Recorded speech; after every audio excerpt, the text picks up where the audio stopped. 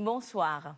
L'enseignement est l'une des priorités du gouvernement, l'enseignement de qualité. Et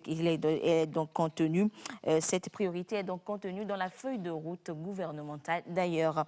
Et dans l'enseignement, qui dit enseignement dit également la formation professionnelle, l'enseignement technique et la formation professionnelle. Il sera d'ailleurs question de l'enseignement technique et de la formation professionnelle ce soir dans Au cœur de la nation. Nous allons découvrir les nouveaux défis que veut relever justement ce secteur, ce sous-secteur. Vous allez découvrir le nouveau visage de l'enseignement technique au Togo, les ambitions, les défis et surtout la semaine de l'enseignement technique, une première au Togo. De quoi s'agit-il? Eh bien, nous allons en discuter ce soir avec nos invités sur ce plateau spécial. Et pour nous en parler justement, nous avons le ministre délégué en charge de l'enseignement technique et de l'artisanat. Il s'agit du ministre Kokou Eke Odin. Monsieur le ministre, bonsoir. Bonsoir, Anita. Nous avons également juste à côté donc du ministre, nous avons monsieur le directeur de la formation professionnelle et de l'apprentissage, Jean Selom Nikwe. Monsieur le directeur, bonsoir. Bonsoir, madame. Et nous avons également une femme dans ce lot d'invités hommes pour nous parler toujours de l'enseignement technique. Il s'agit de la conseillère juridique au ministère de l'enseignement technique et de l'artisanat, madame Colette Kafui Adjognon. Madame, bonsoir. Bonsoir, madame. Et nous avons également le directeur de l'Institut national de formation et de perfectionnement professionnel INFPP, Émile Kossi Nguissan. Monsieur le directeur, bonsoir. Bonsoir, madame Anita.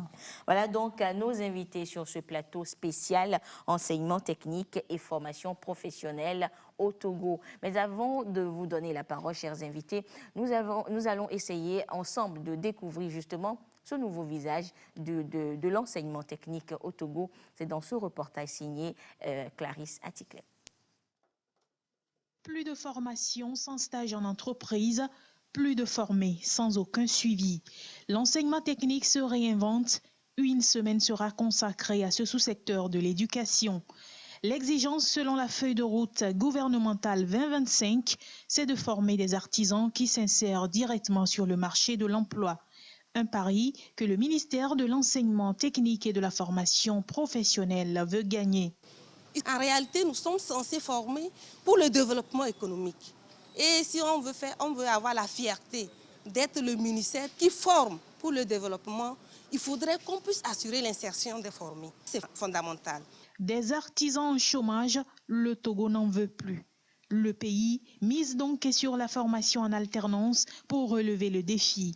Se former, démarrer un emploi, gagner en expérience, les artisans sortiront gagnants de ce mode de formation qui allie théorie et pratique en entreprise. Le premier pas a été franchi récemment avec certains apprenants placés en stage dans certaines entreprises.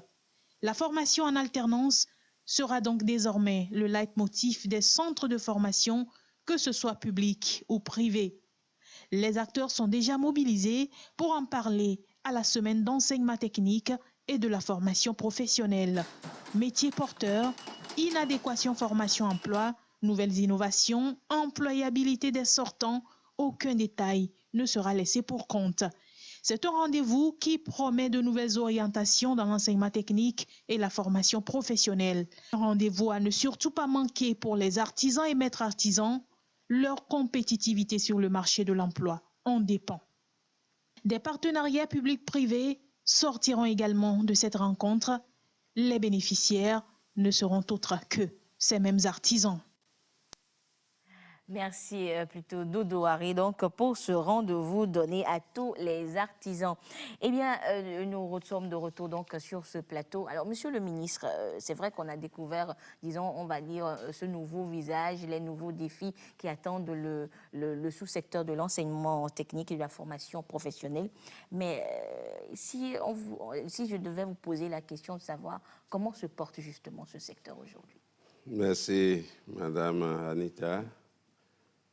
Avant de répondre à votre question, je profite de ce plateau pour témoigner notre reconnaissance et notre admiration au chef de l'État, son Excellence Faure Gnassingbé, qui a placé l'enseignement technique au cœur du développement de notre pays, le Togo, et grâce à qui les moyens nécessaires sont mis à notre disposition, de même que des accompagnements par les partenaires. Et ceci étant, nous avons du travail à faire. Mais à ce jour, nous dirons que l'enseignement technique et la formation professionnelle se portent très bien au Togo. Mais nous avons des défis qui sont relatifs au développement de la technologie. Parce que la technologie évolue quotidiennement et nous avons l'obligation de nous adapter. Les acteurs se portent bien, les établissements également. Nous avons, selon la feuille de route, à remédier à certains dysfonctionnements, à équiper les centres, à également renforcer les capacités des acteurs et à offrir pour le marché de l'emploi des sortants qui sont compétents. Et donc, c'est l'instruction, c'est ce que nous recommande la feuille de route. Et nous sommes en route pour pouvoir atteindre ces objectifs-là. Les acteurs sont engagés. Et quand on dit à cœur vaillant, rien d'impossible. Voilà. Étant donné que tous ces acteurs sont engagés, nous disons que l'enseignement technique, la formation professionnelle se porte bien au Togo. D'accord, monsieur le ministre. Alors, vous l'avez dit, ce secteur se porte bien. Justement, nous sommes sur ce plateau pour découvrir justement la bonne santé de ce secteur et les défis qui nous attendent, qui vous attendent. Alors, c'est vrai que d'habitude, on a tendance à dire que l'enseignement technique et la formation professionnelle, ce secteur est un indicateur de développement. Alors, monsieur Nguissan, dites-nous, pourquoi dit-on cela? Encore une fois, merci Madame Anita. Nous savons tous que qui parle de développement parle naturellement de capital humain. Et le capital humain, c'est un peu, si on veut se permettre, c'est comme l'essence qui fait tourner le moteur. Et ce capital humain ne peut véritablement être développé dans un pays que si le système éducatif se porte bien et si le système éducatif est suffisamment consistant pour fournir les hommes et les femmes qu'il faut pour le développement. C'est d'ailleurs pour cette raison qu'en adoptant les ODD en 2015, les États du monde ont consacré un objectif, l'ODD 4, aux questions de l'éducation. Et si nous revenons au niveau continental pour l'Afrique, le TFP, l'enseignement technique et la formation professionnelle, est au cœur du développement du capital humain. Dans ce sens, nous avons même une stratégie de l'ETFP pour le continent à l'horizon 2063. Et nous permettons, quand on vient au niveau du Togo, le PND a consacré l'axe 3 sur les questions de développement du capital humain à travers l'enseignement technique et la formation professionnelle. Et nous avons la feuille de route gouvernementale Togo 2020-2025 qui a consacré 2 projets importants au secteur de l'éducation, à savoir tout ce qui concerne l'accroissement des effectifs dans nos établissements, donc les capacités d'accueil qui vont être augmentées à travers le P9 et la qualité du système éducatif à travers le P10. Et donc, avoir des hommes et des femmes de qualité pour développer un pays, ça constitue un élément important, l'indice qu'on peut mesurer pour dire que ce pays a suffisamment les moyens pour booster son développement. Et nous avons vu beaucoup de projets se développer dans nos pays parce que nous avons des personnes qu'il faut pour porter ces projets-là. Merci. Merci beaucoup, Monsieur Nguissa. C'est vrai que nous parlons de ce secteur de l'éducation, de l'enseignement technique et de la formation professionnelle, mais il faudrait peut-être essayer d'expliquer aux Togolais qui nous suivent ce soir les missions assignées concrètement à ce secteur-là. Alors, Madame Adjonion, dites-nous, quelles sont les missions de l'enseignement technique aujourd'hui? Merci, Madame. Le sous-secteur enseignement technique et formation professionnelle a pour mission fondamentale la mise en œuvre de la politique du gouvernement en matière d'enseignement technique, de formation professionnelle, d'apprentissage, de perfectionnement, d'artisanat et d'insertion professionnelle. Donc voilà les missions regroupées et dans la mise en œuvre. Ces différents aspects de la mission déclinés sont portés par des services techniques qui sont chargés de la mise en œuvre des actions et des activités sur le terrain pour traduire dans les faits cette mission dévolue au sous-secteur enseignement technique et formation professionnelle. D'accord. Alors, Monsieur le ministre, voyons les missions qui sont dévolues justement à ce sous-secteur. C'est vrai que vous avez dit que, l'enseignement technique va bien, mais est-ce qu'aujourd'hui, on peut dire que le sous-secteur remplit, même si ce n'est pas à 100% quand même, mais ces différentes missions-là? Oui, nous sommes, le sous-secteur est engagé dans les missions, mais tout est question de moyens. Et là où nous pouvons dire que le bas blesse un peu, c'est qu'il y a insuffisance de moyens, surtout financiers. Ce qui fait que les programmes élaborés ne sont pas mis en œuvre totalement à 100%. Et nous avons également relevé que le secteur a un peu oublié ou bien a laissé un peu couler le côté de stage des apprenants. Parce qu'il nous revient, nous avons constaté que beaucoup de centres forment des apprenants, mais n'arrivent pas à les placer en stage. Voilà, il n'y a pas de suivi. Il n'y a pas même d'effort pour la mise en stage. Là-bas, au début, ça allait parce que l'effectif était peu. Maintenant que l'adhésion de la population et de la jeunesse est venue, l'effectif a monté un peu. Et donc, les chefs d'établissement, à eux seuls, n'arrivent plus à placer les apprenants en stage. Et comme vous le savez, pour maîtriser un métier, il faut les essais. Et le fait de montrer à quelqu'un comment on peut faire, comment ça doit se faire, ne suffit pas pour que dès qu'il est sur le marché, qu'il puisse le faire. Et donc, ce que nous utilisons dans nos centres, ce n'est pas la même chose qu'ils vont trouver sur le marché du travail. C'est ce côté qui fait que souvent on parle d'inadéquation emploi-formation. Sinon, le côté technologique est bien fait. Maintenant, le côté pratique professionnel est insuffisant. Raison pour laquelle nous agissons sur ce pilier de placement en stage pour pouvoir répondre aux besoins et éliminer l'aspect de l'inadéquation emploi-formation. Parce que le secteur économique est en attente et se plaint. Et donc, nous espérons qu'avec notre nouvelle dynamique actuellement, nous allons régler cela. Et cela va aussi porter un coup de main à l'insertion professionnelle. Parce que tout le monde veut le produit qui est bon.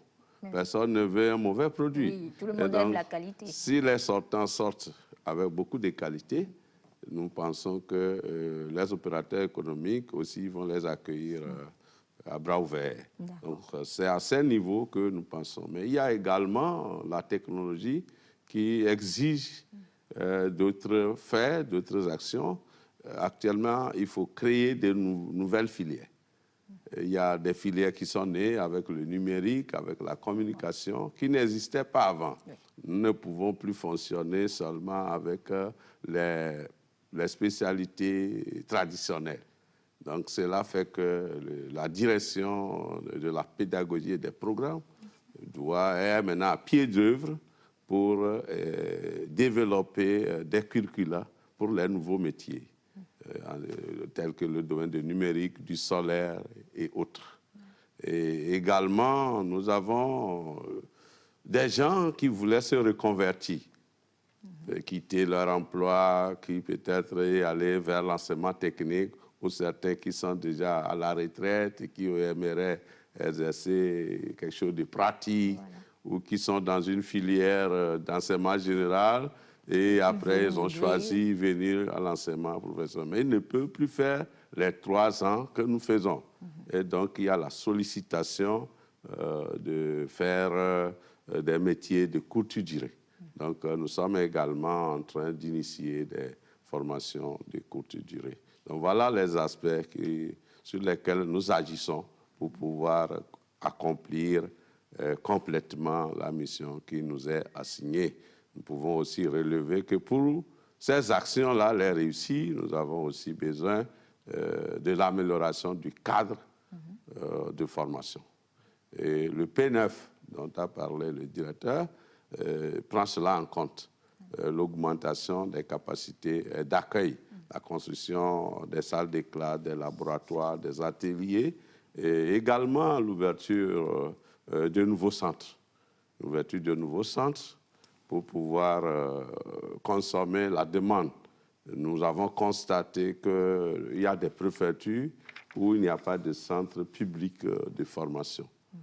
Et donc, nous œuvrons à ce que ces préfectures aussi puissent en disposer pour faciliter l'entrée à nos concitoyens, à la jeunesse qui est là-bas.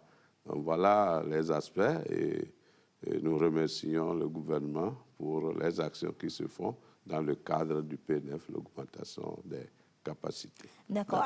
Alors, Monsieur le ministre, c'est vrai que, disons que ce sont des réformes, des actions qui sont menées, mais vous avez évoqué justement ce manque disons, de moyens. Alors, est-ce que le sous-secteur repose uniquement sur le financement du gouvernement ou vous avez d'autres partenariats?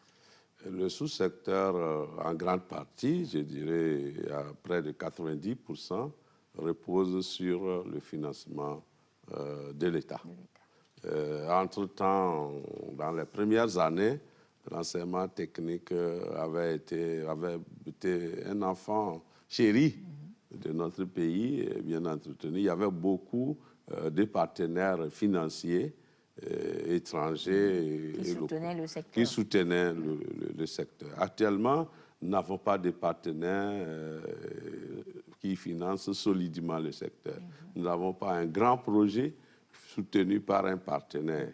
Nous avons toutefois la GIZ qui nous accompagne, nous avons la KfW qui nous accompagne à travers le PAFE.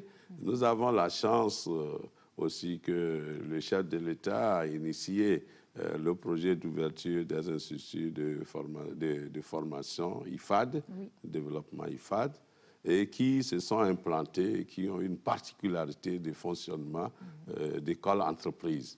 Nous pouvons citer celui de Lavagnon, celui de Barkwasi et de Lomé ici. Et donc ça aussi, c'est un coup de main fort. Ouais. C'est construit par l'AED, l'Association pour l'éducation et le développement.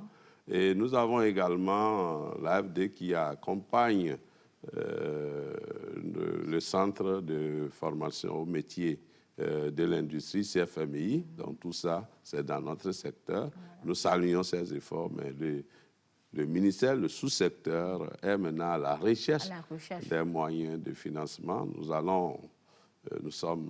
avons élaboré une stratégie que nous aurons à mettre en œuvre pour pouvoir mobiliser plus de partenaires au profit de notre sous-secteur qui est sollicité ardemment par la jeunesse et les opérateurs économiques. D'accord. Et justement, cette occasion de l'émission est bien tombée également pour lancer un appel justement à d'éventuels partenaires pour soutenir le sous-secteur. Merci beaucoup, Monsieur le ministre. Je reviendrai à vous tout à l'heure. Alors, Monsieur Nikwe, dites-nous, par rapport à, disons, toutes ces réformes, toutes ces actions engagées et menées, est-ce qu'on peut déjà commencer par demander si elles portent des fruits? Bien, merci beaucoup, madame. Mais quand on fait les réformes, c'est pour aboutir à des résultats. Et je ne peux pas m'empêcher de dire sur ce plateau que les résultats sont déjà visibles. Okay. D'accord. Le système, le sous-secteur est en train d'être boosté autrement. Et ça se constate de nos jours aujourd'hui. Bon, le ministre vient de le dire. Et les réformes que nous sommes en train de faire dans le système en nous calquant sur la feuille de route gouvernementale nous permet aujourd'hui d'avoir des réformes curriculaires, d'accord, qui répondent actuellement au marché de l'emploi, parce qu'on ne peut pas, sans réforme curriculaire, donner un enseignement qui réponde au marché et aux besoins du marché de l'emploi. D'accord. Les réformes portent aujourd'hui leurs fruits. Si ces réformes ne portaient pas leurs fruits, nous ne pouvons pas être sur ce plateau aujourd'hui. Vous constatez que depuis quelques semaines, l'enseignement technique est sur le point d'être très visible, oui, parce que nous voulons une visibilité du système et une attractivité du système aussi. Partant de cela, les résultats, je vous dirais qu'ils sont déjà probants, ils sont déjà visibles. Et la semaine de l'ETFP que nous sommes en train d'organiser va permettre maintenant au public de savoir que l'enseignement technique est le levier de développement économique et social pour notre pays. Je vous remercie. Merci beaucoup, Monsieur Nikwe. Alors, Monsieur Nikwe, je reste avec vous parce que vous êtes le directeur de la formation professionnelle et de l'apprentissage. Tout à l'heure, on évoquait ce projet de placement des élèves ou des apprenants en stage. Alors, expliquez-nous un peu, qu'est-ce que c'est concrètement? Oui, vous savez, depuis un certain temps, nous avons constaté que nos formés recevaient des formations théoriques, surtout. La théorie prime sur la pratique dans nos établissements. Plus d'heures de théorie que d'heures de pratique, d'une filière à l'autre. Mais avec la feuille de route gouvernementale qui voudrait une insertion d'ici à 2025 à 80%, il faut que nous arrivions à réinventer autrement le système.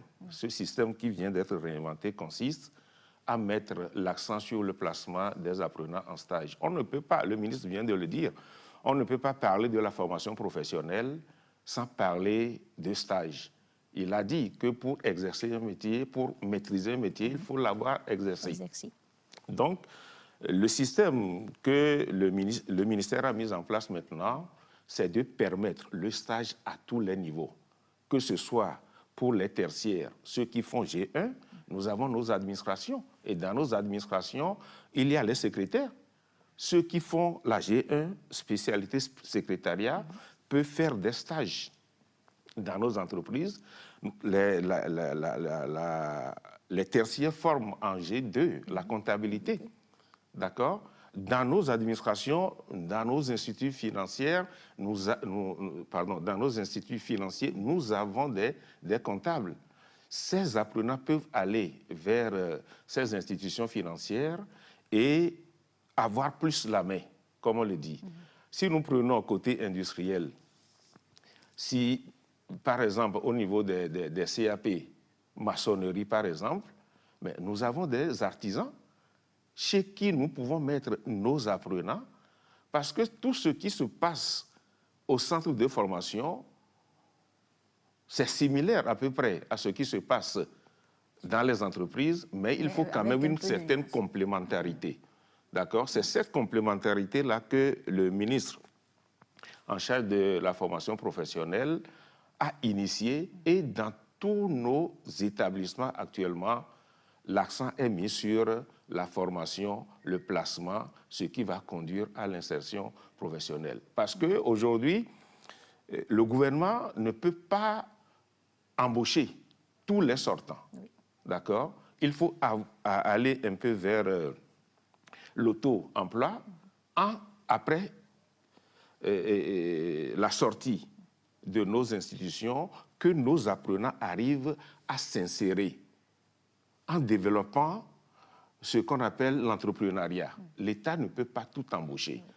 Et je pense que nous y arriverons, je crois. D'accord. Oui. Alors, Monsieur le ministre, justement, et parlons toujours de ce projet de placement, comment cela se fera? Parce que c'est vrai, disons que les apprenants devront aller en stage, mais est-ce que le ministère sera obligé peut-être de recueillir ou de faire la liste de certaines entreprises qui seront obligées ou qui auront l'obligation justement de recevoir ces apprenants-là qui sortent de ces différents établissements de formation professionnelle?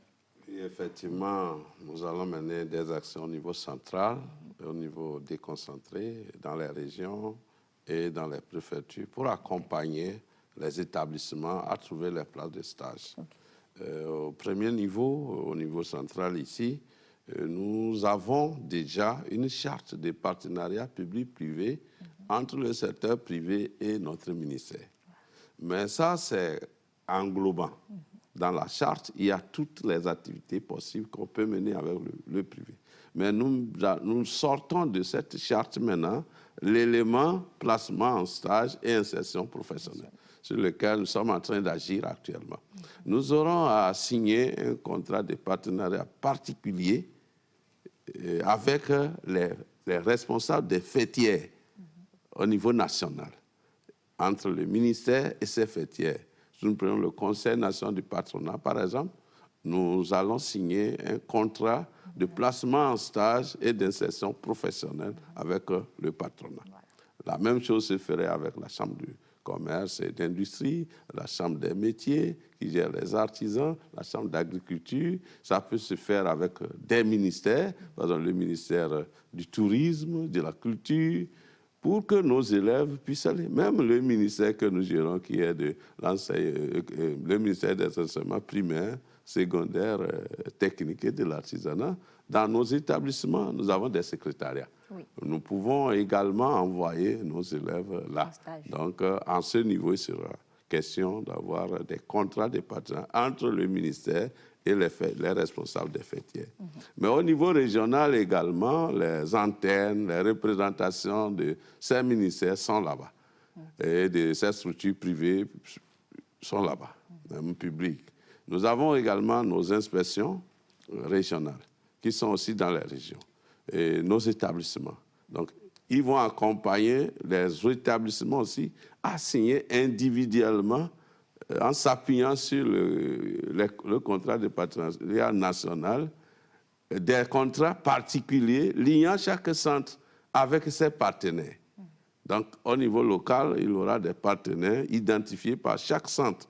On n'a pas besoin que forcément quelqu'un qui a d'Apaon vienne à Lomé avant de faire son stage ou bien vienne à Atakpamé ou Sokole. Au niveau local, nous avons toutes les structures. Il y a les mairies aujourd'hui. Ils auront à signer des contrats de partenariat, placement en stage et insertion professionnelle avec les communes, avec les préfectures, avec les structures qui sont au niveau local. Je prends l'exemple d'une bonne dame, revendeuse de paille. On peut aussi signer un contrat de partenariat, de placement en stage.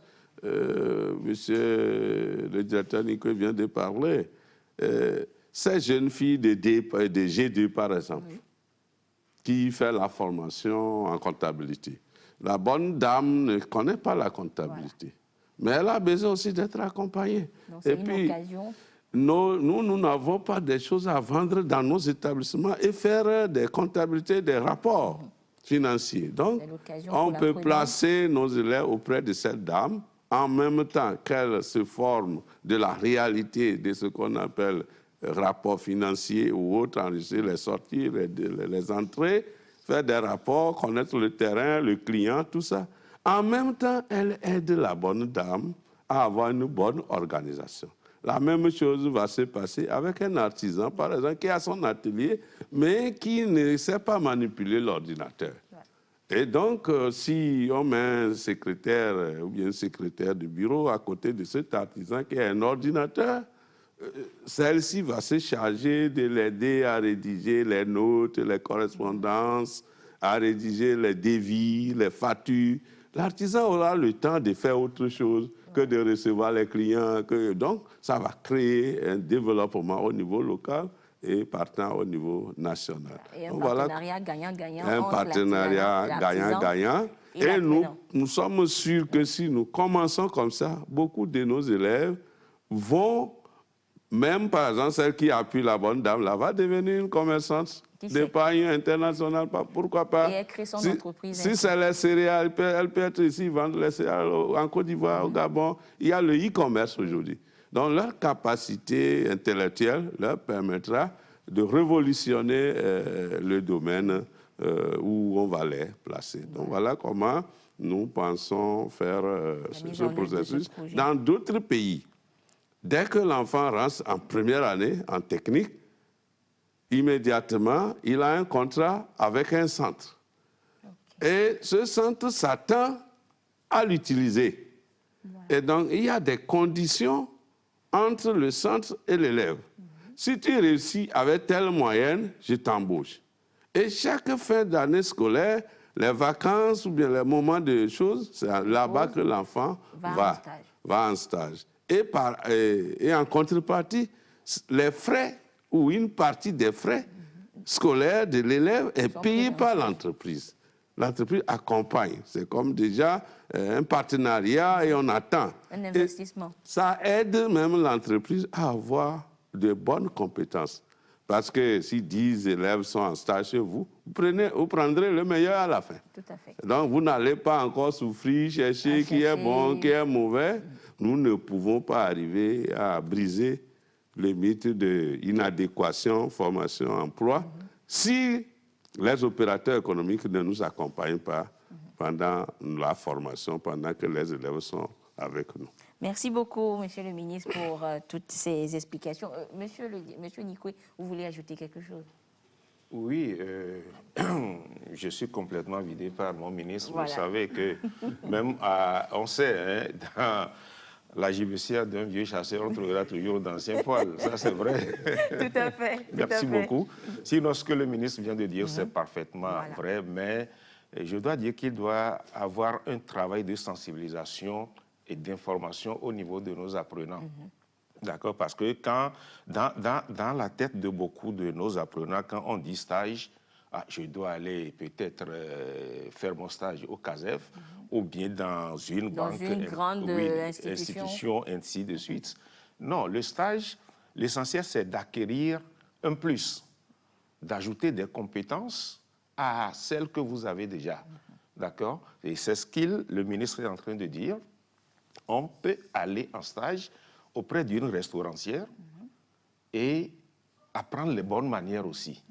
D'accord? On peut aller chez une revendeuse de pagne et organiser son système de commerce autrement. D'accord? Donc, nos apprenants doivent comprendre que lorsqu'on parle de stage, ce n'est pas forcément dans une grande institution, ainsi de suite. Si nous arrivons à changer cette mentalité-là à nos apprenants, vous allez voir que le problème d'entrepreneuriat va se résoudre de lui-même. Et puis, nous n'allons plus parler de chômeurs en tant que tels dans notre pays. Tout est question de changement de mentalité. D'accord? Si nous arrivons à placer nos apprenants, nous devons arriver parce que c'est notre leitmotiv aujourd'hui dans notre système. Comment faire pour résoudre le problème de chômage dans notre pays? Comment faire pour que nos apprenants soient compétitifs? Vous allez comprendre que dans les années 50-60, ce sont des Togolais qui allaient peut-être en Côte d'Ivoire, au Sénégal, au Gabon pour... Souvent, ils étaient des instituteurs, des infirmiers aujourd'hui. Il y a un changement aujourd'hui.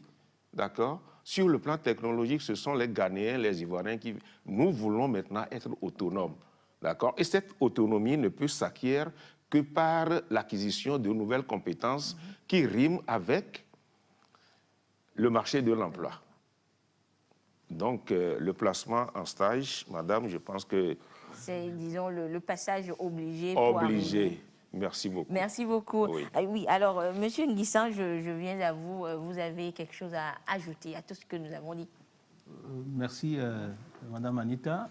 Je voudrais juste dire que le type d'ingénierie pédagogique que nous développons aujourd'hui dans l'approche de développement des curricula nous oblige d'ailleurs à aller vers cette formation qui se passe en partie aussi en entreprise. Oui.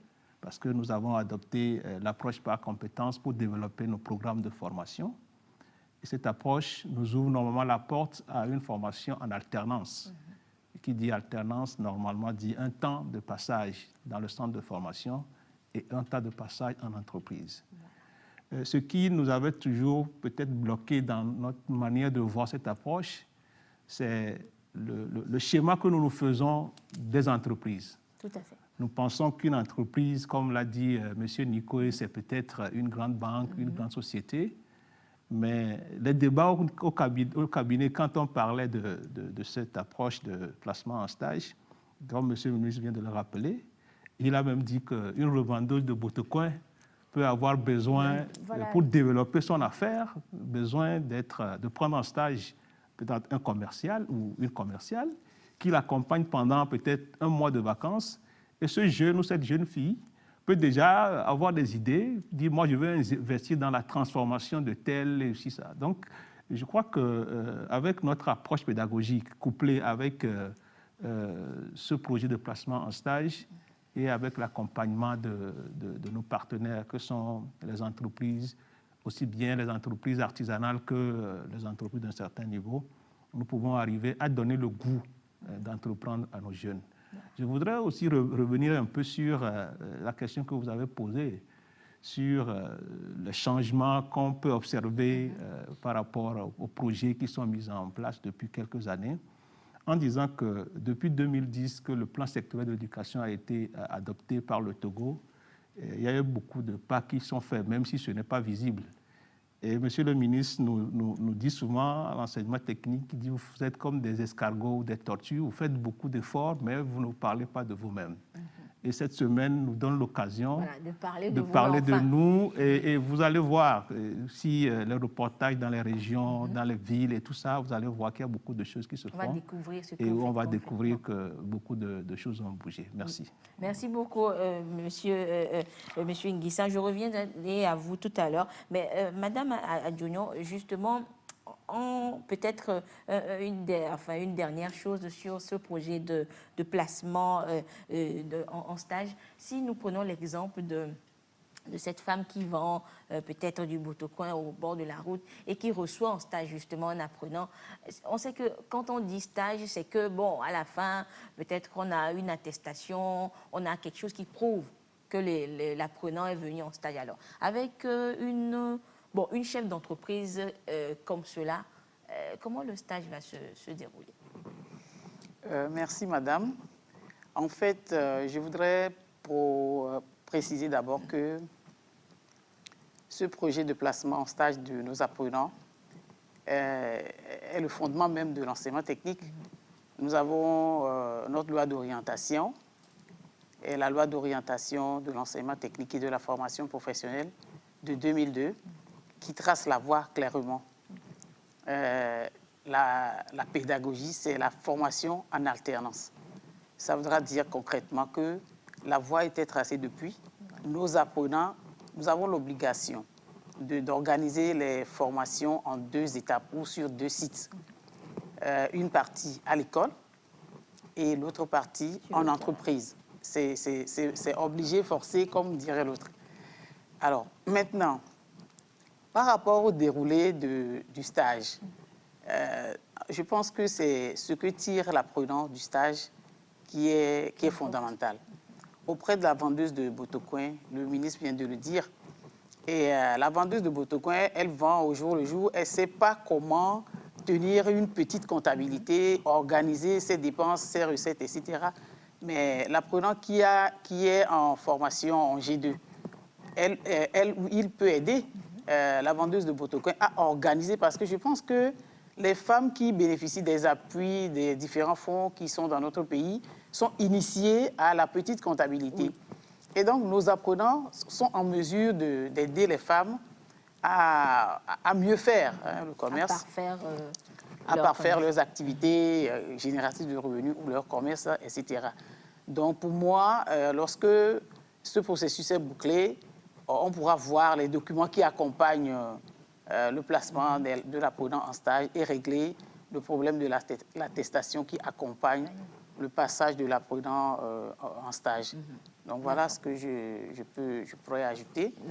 Donc si ce processus est bien conduit, je pense que le problème de l'attestation ne peut pas être un blocage. Je crois que maintenant, le défi sera de sensibiliser les apprenants justement à peut-être adhérer ou intégrer justement le fait que toutes les entreprises se valent. Oui, et puis il ne s'agit pas seulement des apprenants, il y a les parents. Le parent qui réagit tout de suite parce qu'on a placé son enfant chez une couturière pour le stage, ben, il se dit... Alors qu'il a envoyé son enfant à l'école pour travailler, pour faire la G2, la comptabilité, et travailler dans une banque, etc. Donc ça voudra dire que la sensibilisation concerne tous les acteurs, en fait. Tous les acteurs doivent pouvoir changer de mentalité et comprendre que le stage peut se dérouler à tous les niveaux pour arranger et améliorer l'apprentissage que l'enfant ou l'apprenant reçoit. D'accord. Monsieur Nguissa. Je voudrais même ajouter qu'avec ce projet, c'est toute une ingénierie de placement en stage que le Togo doit développer. C'est comme le Togo est en train d'inventer sa manière de vivre les stages. Et nous avons au Togo 60% de notre économie qui est basée sur l'agriculture. Et qui dit agriculture dit toute une chaîne de valeurs. Et il faudrait que nous puissions inventer le stage au Togo pour que les jeunes comprennent que pour participer au développement du pays, c'est dans tous les maillons de la chaîne qu'on doit pouvoir intervenir. Et à cet effet, je crois qu'en construisant cette ingénierie, cette manière togolaise de voir la chose, nous allons intégrer ces aspects et au niveau local, au niveau régional, pour faire en sorte que chacun adhère au processus et qu'on comprenne que ce qu'on apprend, c'est surtout cette manière à nous de participer à la vie économique, pas nécessairement pour aller travailler chez quelqu'un un jour, parce que nous avons besoin d'attestation de stage pour prouver à quelqu'un que nous avons fait un stage. Mais si nous voulons prouver à nous-mêmes que nous avons connu quelque chose, c'est ce que nous en faisons qui compte. Voilà. Merci. Alors, Monsieur Nguissa, je reste avec vous justement. Dans le reportage, au tout début de l'émission, la consoeur justement a parlé de ces artisans au chômage que le Togo ne veut plus. Bon, il n'y a pas longtemps, on a toujours cette idée de formation professionnelle, enseignement technique, formation professionnelle veut dire tout de suite être opérationnel, donc du coup travailler. Alors quand on dit chômage dans l'enseignement technique, ça fait tiquer. Alors dites-nous, est-ce que cela voudra dire que dans l'enseignement technique aussi, il y a ce problème d'inadéquation formation-emploi? Oui, en réalité, la question de l'inadéquation formation-emploi est évoquée quand celui qui est formé ne répond pas aux attentes du monde du travail. Et donc, les entreprises parfois nous disent les produits que vous formez ne sont pas adaptés à ce que nous attendons comme employés sur le marché de l'emploi. Et c'est effectivement ce que le système, le sous-secteur veut régler en faisant en sorte que le jeune, déjà quand il est en formation, qu'il puisse avoir un pied en entreprise. Un jeune qui fait 3 ans de formation et qui passe pendant ces 3 ans au moins 3 mois de stage, peut déjà connaître suffisamment l'entreprise et pouvoir s'adapter aux conditions d'emploi quand il va sortir. Et comme on l'a dit, le reportage l'a dit, le fait même de réfléchir et de penser qu'on doit être employé par quelqu'un est un frein. Et si on crée son emploi soi-même, on n'est pas au chômage. Mais quand on attend toujours un emploi de quelque part, là, ça pose un problème. Et c'est beaucoup plus le taux de sous-emploi qui sera élevé parce que les gens sont formés et ils attendent toujours qu'on les emploie, alors qu'ils peuvent déjà créer eux-mêmes leur entreprise à petite échelle. Et quand on voit aujourd'hui les accompagnements au niveau national par rapport aux organisations qui accompagnent les jeunes pour le développement des entreprises, les jeunes ont commencé, certains avec des crédits de 50 000, mais après 2 ans, 3 ans, sont allés à des crédits de 1 million, voire même 5-10 millions. Donc, cette manière de placer les jeunes en stage va leur permettre de découvrir le monde même de l'entreprise à petite échelle, et par là, on pourra vraiment résoudre la question de l'inadéquation formation-emploi, comme on le dit. Merci. Alors, Monsieur le ministre. Merci beaucoup. Je voulais dire que la pratique, nous avons habituellement 3 classes. Première année, deuxième année, troisième année, bien seconde, première, terminale. Nous allons structurer les stages. Celui qui est en première année, on sait quel type de stage on doit lui proposer, ou il doit faire. En deuxième année, il doit aller au niveau supérieur. En troisième année, il doit encore aller au niveau, parce qu'il a connu plus, il faut le mettre dans une structure où il va mieux gagner. Donc, les premières années, nous saurons comment les placer, et les deuxièmes années, ainsi de suite. Et cet accompagnement sera fait par le ministère et les départements du ministère. Il n'y aura pas de crainte. D'accord. Maintenant, quant à ce qui concerne la délivrance des attestations, tous les secteurs sont organisés aujourd'hui. Cette dame qui vend les beignets, elle fait partie d'une chambre. Ça, c'est la chambre d'agriculture, ça, c'est la chambre de métier, ça, c'est la chambre du commerce et d'industrie. Et qui ont leur démembrement dans chaque région et dans chaque préfecture. S'il est nécessaire que chaque stagiaire ait une attestation, et souvent c'est nécessaire, les structures locales où les autres là sont membres vont nous délivrer ces attestations-là en mettant le nom du patron et le nom de la structure. Ça se fait. Au niveau de l'artisanat, par exemple, une boulangère qui reçoit un stagiaire ou une stagiaire, c'est facile pour la boulangère d'amener l'affaire au niveau de la chambre préfectorale de métier et qui délivre cette attestation. Nous avons des cas comme ça qui peuvent être réglés. Et je voudrais aussi dire, regardez les jeunes qui ont créé le thé, comment le thé togolais, Le thé de Kenkeliba. Aujourd'hui, vous ne pouvez pas me dire qu'ils sont pauvres. Mais le Kenkeliba est là avant qu'on ne naisse. Nous le buvons, mais on ne sait jamais que ça peut créer la richesse.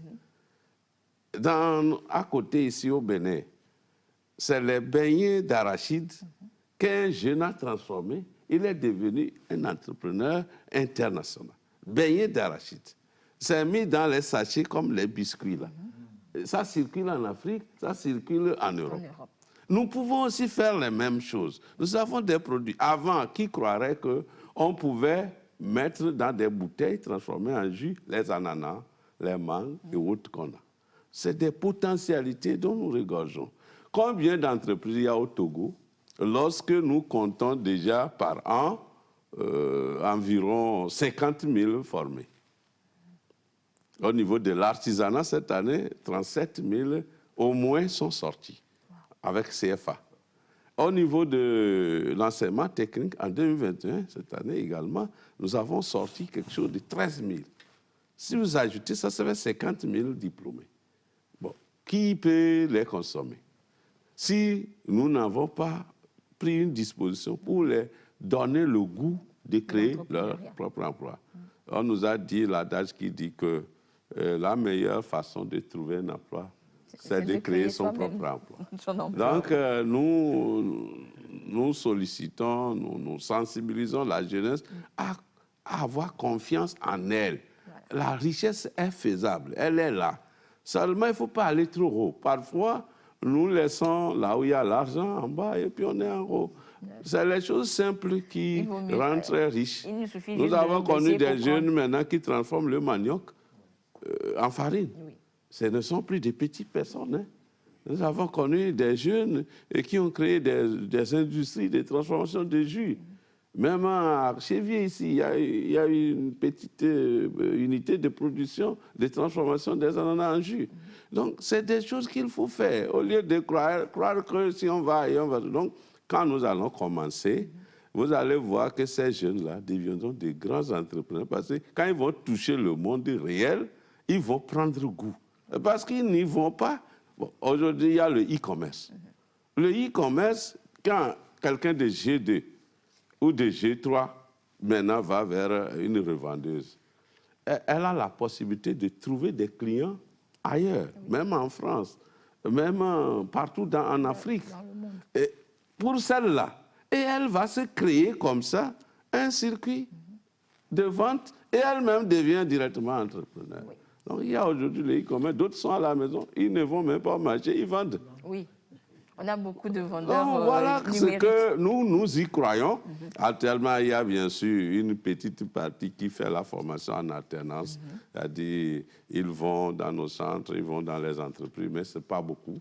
Nous voulons généraliser cela parce que c'est une obligation de la feuille de route qui dit que d'ici 2025, au moins les 80% de la formation technique et professionnelle doivent pouvoir s'insérer sans difficulté. S'insérer veut dire soit tu crées ton emploi, soit le secteur privé t'emploie, soit il y a un concours national et tu as réussi. Donc, c'est les 3 lignes d'insertion. Ouais. Mais nous allons mettre c'est que personne ne restera à la maison. Personne ne doit rester à la maison. Merci beaucoup, Monsieur le ministre. Et l'une des réformes, justement, nous parlons toujours de l'enseignement technique, c'est cette semaine de l'enseignement technique et de la formation professionnelle qui commence justement ce 4 février. Alors, Madame Adjonion, pourquoi une telle initiative, justement? Merci, Madame Anita. Le sous-secteur enseignement technique et formation professionnelle, après l'élaboration de la feuille de route gouvernementale 2020-2025, a élaboré son plan de travail en prenant en compte les exigences de cette feuille de route gouvernementale pour voir dans quelle mesure les objectifs pourront être atteints et qu'au moment de l'évaluation, le sous-secteur réponde effectivement à ce que le gouvernement attend de lui. Et parmi les activités inscrites dans ce plan de travail, figure en bonne place une semaine de l'enseignement technique. La semaine de l'enseignement technique donc vise à mettre les coups de projecteur, comme je le dis souvent, sur l'enseignement technique et la formation professionnelle, c'est-à-dire booster la visibilité et l'attractivité du sous-secteur et, en fin de compte, améliorer l'employabilité des sortants. Donc, voilà l'objectif général de cette semaine et d'où vient l'idée. Nous visons, lorsque vous voyez, par exemple, le thème sous lequel est placée cette semaine, c'est agir ensemble pour une meilleure visibilité, voilà, et l'amélioration de l'employabilité des sortants. Vous avez vu, pour booster la visibilité du système, il faut parler de soi. Il faut mettre la lumière sur soi. Il ne faut pas travailler et se cacher. Donc, c'est permettre au public de nous découvrir davantage, de découvrir les missions, les attributions du sous-secteur. Qu'est-ce que le sous-secteur offre comme formation? Quelles sont les opportunités? Et quels sont les aboutissements possibles de ces formations que le sous-secteur offre,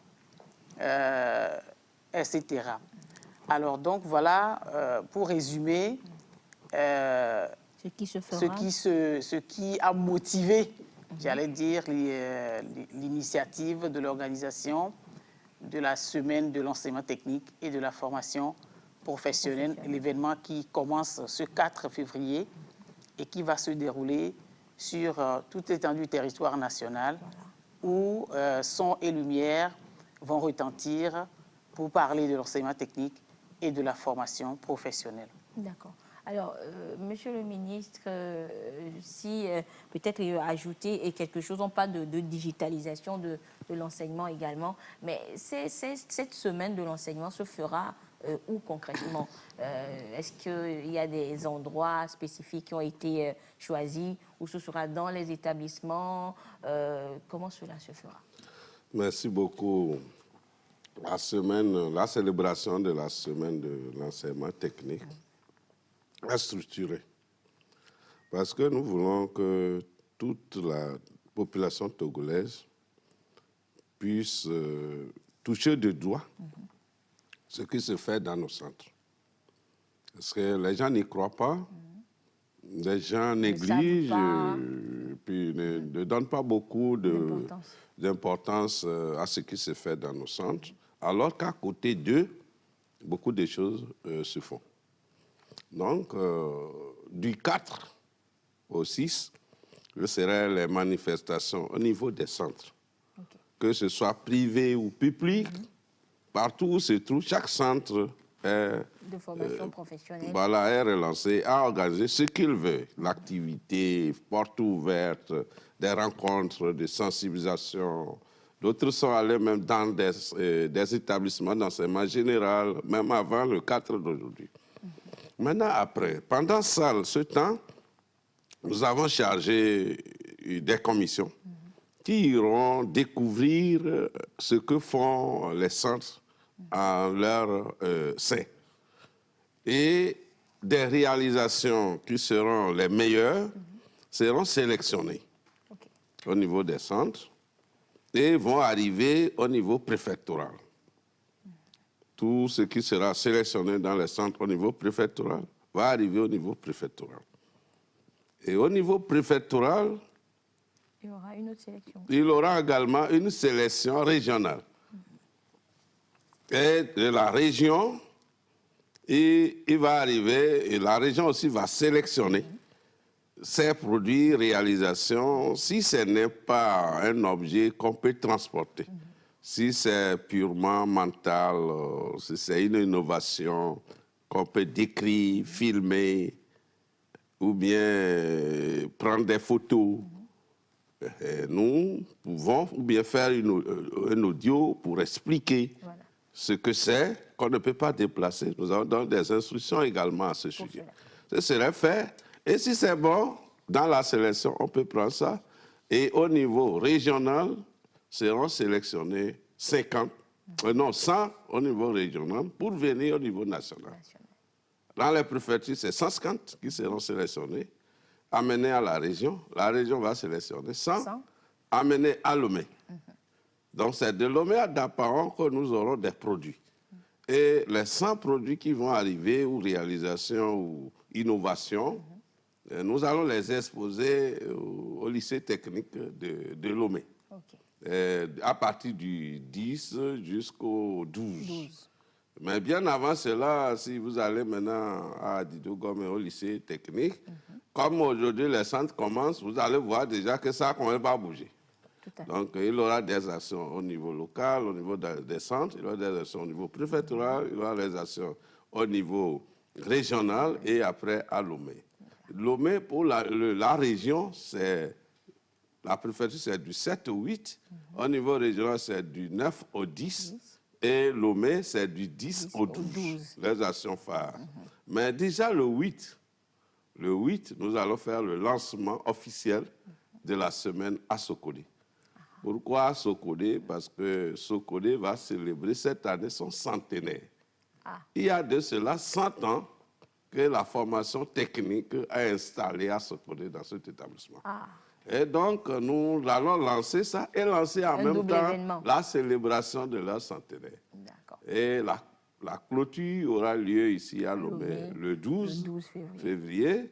Mais bien avant ça, il y a un événement phare qui aura lieu le 11 février, c'est un vendredi. Et ça va, nous l'avons intitulé, c'est la journée d'échange avec les acteurs, les partenaires de l'enseignement technique sur, bien sûr, le placement en stage et l'insertion professionnelle des sortants. Nous allons échanger. On a déjà fait une tournée. Nous allons maintenant échanger avec eux sur ces points et recevoir leur contribution pour améliorer et adopter un document national. Donc voilà donc ce qui est proposé. Et le 11 au soir, nous avons la soirée des lauréats. Ceux qui seront choisis, ceux qui seront identifiés, il y aura également des distinctions honorifiques pour ceux qui ont marqué notre ministère par leur action. D'accord. Donc alors, nous vous invitons à ces activités. Merci. Justement, nous voulions parler de l'invitation. Alors, merci beaucoup, Monsieur le ministre, pour cette invitation. Alors, nous sommes arrivés à la fin de cette émission, malheureusement. Mais avant de vous laisser repartir, nous allons faire le tour de plateau très rapidement, histoire de recueillir vos derniers mots, peut-être vos derniers appels à lancer, vos derniers conseils à l'endroit des acteurs de l'enseignement technique et de la formation professionnelle, justement. Alors, Alors, Monsieur Nguissa, nous allons commencer avec vous. Alors, avant de votre mot de fin, c'est vrai qu'aujourd'hui, cette année, nous sommes à la première édition de la semaine. Est-ce que l'événement est appelé à se pérenniser? Merci Anita. Je crois que déjà, pendant le mois de sensibilisation, on a vu suffisamment d'engouement pour cette semaine. Et j'avoue que ça fait partie désormais des politiques du sous-secteur. Et ça va de plus en plus aller à prendre la place dans les établissements pour qu'au lieu d'être dans des semaines simplement culturelles, qu'on puisse associer le culturel à ce que nous savons faire le mieux, qui est la technique et la formation professionnelle. Donc, c'est une semaine à pérenniser et nous y travaillerons. Voilà. Et peut-être on verra peut-être les résultats de cette année. Voilà. Pour penser à je voudrais même dire que l'INFPP, je ne sais pas si vous connaissez l'INFPP, sa position à Lomé. Sa position est juste pas loin de... Ben, beaucoup de gens ne connaissent pas. Ils connaissent le nom, vu la position. Oui. Donc, l'INFPP aura l'occasion cette semaine, vu que nous sommes une structure un peu particulière. Nous faisons aussi de la formation des formateurs.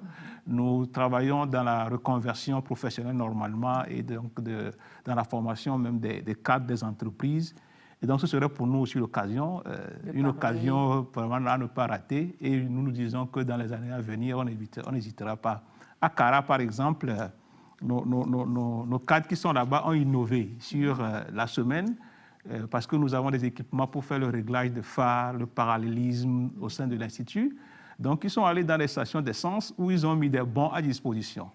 Quelqu'un qui vient et qui prend plus de 10 litres de carburant peut venir faire gratuitement le réglage de phare ou de parallélisme au sein de l'Institut. Donc voilà, découvre le savoir-faire. Découvre le savoir-faire, découvre les jeunes et c'est une opportunité pour les jeunes de trouver de l'emploi. Et donc voilà, ce sont des éléments qui font que nous nous disons que c'est à rééditer autant de fois qu'il faut.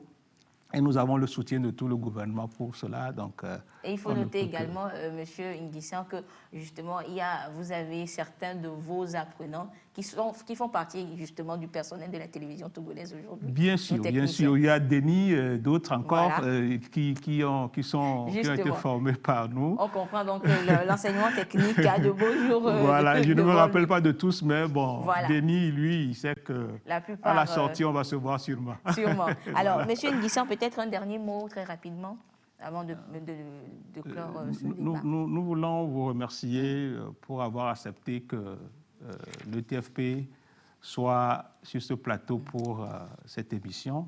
Vous avez sûrement eu d'autres agendas, mais vous avez dû forcer. Donc nous tenons à vous remercier et inviter tout le public à aller vers nos établissements, aussi bien les établissements publics que privés. Il n'y a pas que le public, c'est aussi les privés que le public. Donc d'aller voir ce qui se passe et d'accompagner donc cette initiative. Merci. Merci beaucoup, Monsieur Émile Kossi Nguissa. Je rappelle donc qu'il est le directeur de l'Institut national de formation et de perfectionnement professionnel, INFPP. Alors, Madame Adjognon, votre mot de fin? C'est d'inviter le public à nous accompagner dans les projets phares que le sous-secteur enseignement technique et formation professionnelle envisage de piloter ou pilote déjà, de sorte que la main-d'œuvre que nous souhaitons, tant de qualité, soit une action de synergie concertée et que les professionnels disposent de la main-d'œuvre qu'ils souhaitent avoir et qu'ils contribuent à forger cette main-d'œuvre.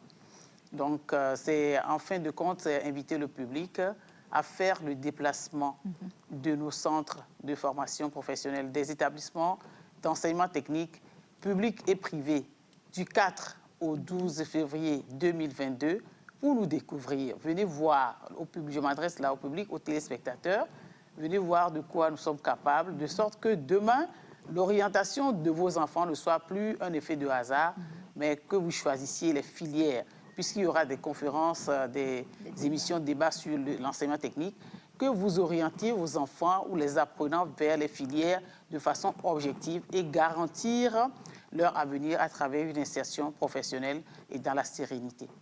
Merci beaucoup, Madame Colette Kafia Junior, je rappelle donc, qui est conseillère juridique au ministère de l'enseignement technique et de l'artisanat. Alors, Monsieur Nikwe, votre mot de fin. Merci beaucoup, Madame.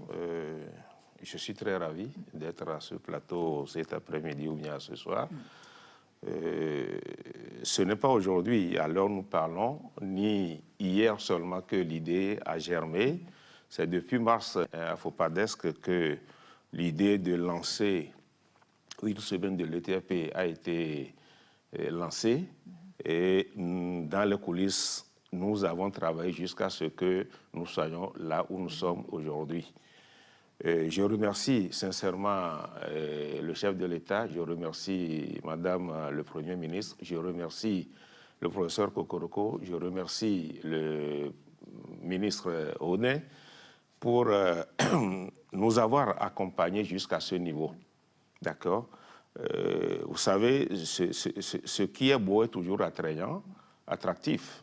Nous sommes dans cette dynamique de conduire ce processus-là qui, à notre avis, ne va pas s'éteindre sitôt, d'accord? Parce que la semaine culturelle dans nos établissements scolaires, c'est tous les ans. Nous voulons que notre semaine culturelle soit la semaine de l'ETFP où nous allons exposer tous les talents que nous avons. Vous savez, nos apprenants, nos formateurs ont tellement de talents cachés, mais c'est le moment pour nous de faire ressortir ces talents-là et les exposer aux yeux du public. D'accord? La semaine de l'ETFP, c'est une semaine pour nous tous. Ce n'est pas seulement l'apanage de ceux qui sont dans le sous-secteur, mais tel que viennent de le dire Mme Adjogno et puis le directeur de l'INFPP, tout le public est invité. Voilà. Allons à la découverte de ce que les autres font. C'est par là que nous pouvons grandir aussi. Hein. Donc nous invitons, je m'aligne sur ce que les deux prédécesseurs ont dit. L'invitation à réitérer. L'invitation à réitérer, inviter tout le monde, même les enfants, parce que c'est en bas âge qu'ils peuvent aussi s'auto-orienter. Voilà. On leur donne l'envie justement de se faire former. Merci beaucoup, Monsieur Nico-Jean Selom Nico, directeur de la formation professionnelle et de l'apprentissage. Je n'ai pas fini parce que la direction de la formation professionnelle de l'apprentissage va mettre des dépliants, va mettre des flyers, d'accord, pour mieux vulgariser, d'accord, ce que nous faisons dans l'enseignement technique, d'accord, nos filières de formation, les offres de formation, et le profil d'entrée, tout est là. Nous allons distribuer ça gratuitement d'ailleurs, d'accord, au public. Donc, l'information sera disponible. Quand vous êtes les vecteurs de choses là, tout à fait. Merci beaucoup. Pour que le public soit bien présent ce jour-là. Ce jour-là, pour avoir les informations nécessaires. Merci beaucoup, Monsieur Nikwe. Alors, Monsieur le ministre, nous terminons avec vous. Votre mot de fin. Merci beaucoup. Nous rendons grâce à Dieu de nous avoir donné cette opportunité d'initier cette semaine de l'ETFP. Le directeur de la formation professionnelle vient de le dire. L'idée a germé à une rencontre à FOPADESC des cadres du ministère où nous étions en train de réfléchir pour projeter notre plan de travail triennal 2021-2023. Et c'était en mars 2021. C'est là que les acteurs même du système, ayant évalué les problèmes que nous avons et comparé à ce que la feuille de route nous demande, avaient décidé de commun accord que non, il faut faire quelque chose pour rendre plus visible, puisque nous avons l'obligation d'augmenter le taux de participation des élèves du secondaire qui était 6%, à l'enseignement technique à 10% d'ici 2025. Si vous voulez vous vendre quelque chose, vous voulez que les gens l'achètent, il faut alors leur montrer. Voilà. Si nous voulons plus d'acheteurs, plus d'élèves, nous devions parler. Et voilà la raison pour laquelle, dans cet objectif, nous sommes en train de poursuivre cet objectif pour sensibiliser les gens à comprendre au mieux ce qu'on appelle enseignement technique et aussi ne pas les laisser s'attrouper dans une filière et laisser les autres. Il y a ce problème aussi où les gens s'attroupent ailleurs, par exemple en tertiaire, et l'industriel, tout le monde fuit. On va démystifier tout cela. Et nous avons le thème de notre célébration, agir ensemble pour une meilleure employabilité des sortants et la digitalisation de l'ETFP. Nous ne pouvons pas, nous seuls, les employés ou les acteurs directs, les enseignants, les formateurs, les encadreurs de l'ETFP seuls, arriver à améliorer l'employabilité parce que nous n'employons pas beaucoup. Et donc, c'est les opérateurs économiques, c'est les autres secteurs. Nous produisons pour les autres. Et nous ne pouvons même pas les placer. Nous n'avons pas d'entreprise. Nous avons des écoles. Donc, nous ne pouvons pas le faire seuls. C'est pourquoi nous disons agir ensemble. Et aujourd'hui, le deuxième côté qui dit digitalisation, la gouvernance et la gestion aujourd'hui du secteur de l'enseignement technique exige et impose la digitalisation. Nos élèves doivent être un peu partout en contact avec la formation. L'enseignant qui est ici peut facilement envoyer les cours à DAPAO, il peut même faire le cours ici. L'homme de DAPAO est en train de suivre directement. Et ainsi de suite. Donc, nous allons faire en sorte, parce que la COVID-19 nous a montré ce que c'est. Et pour finir, nous lançons un appel à tout le peuple togolais, et aux opérateurs économiques, aux acteurs, à la population, à la jeunesse, de s'engager dans cette dynamique-là de promotion de l'enseignement technique. On ne peut pas construire un pays sans les techniciens. Voilà. Vous devez faire la production, c'est les techniciens. Vous devez accompagner les autres, c'est les techniciens. Donc, nous allons développer le secteur de l'enseignement technique au profit des opérateurs pour accompagner les entrepreneurs. Nous sommes convaincus que si nous y allons bien, au moins 50% de nos élèves pourront créer leur propre entreprise. En ce moment, les autres trouveront où travailler. Mais si nous ne créons pas, nous ne pourrons pas trouver. Donc, nous avons foi à la réussite de ces journées-là et nous vous remercions, vous qui nous recevez à la TVT, et nous remercions la grande maison de télévision togolaise pour l'accompagnement qu'elle fait. Et nous lançons notre invitation à toute cette maison et à tout le peuple togolais. Merci beaucoup, Monsieur le ministre, pour l'invitation. Je rappelle donc, Monsieur le ministre Kokweke Oudin, ministre délégué chargé de l'enseignement technique et de l'artisanat. Vous avez donc compris, nous profitons donc de l'occasion et vous comprenez donc la semaine de l'enseignement technique et de la formation professionnelle est ainsi lancée sur la télévision togolaise à travers cette émission. Merci. Vous êtes invité donc à participer massivement à cette semaine de l'enseignement technique et de la formation professionnelle qui débute de ce 4 février au 12 février prochain. Le lancement officiel est prévu au lycée d'enseignement technique et professionnel de Sekodé et la clôture, ce sera au lycée d'enseignement technique et professionnel à Lomé. Participez massivement à cette semaine, découvrez encore mieux le sous-secteur de l'enseignement technique et de la formation professionnelle. Et voilà, ainsi se referme cette émission. L'autre rendez-vous, c'est vendredi prochain pour un autre thème au cœur de la nation. Bonsoir.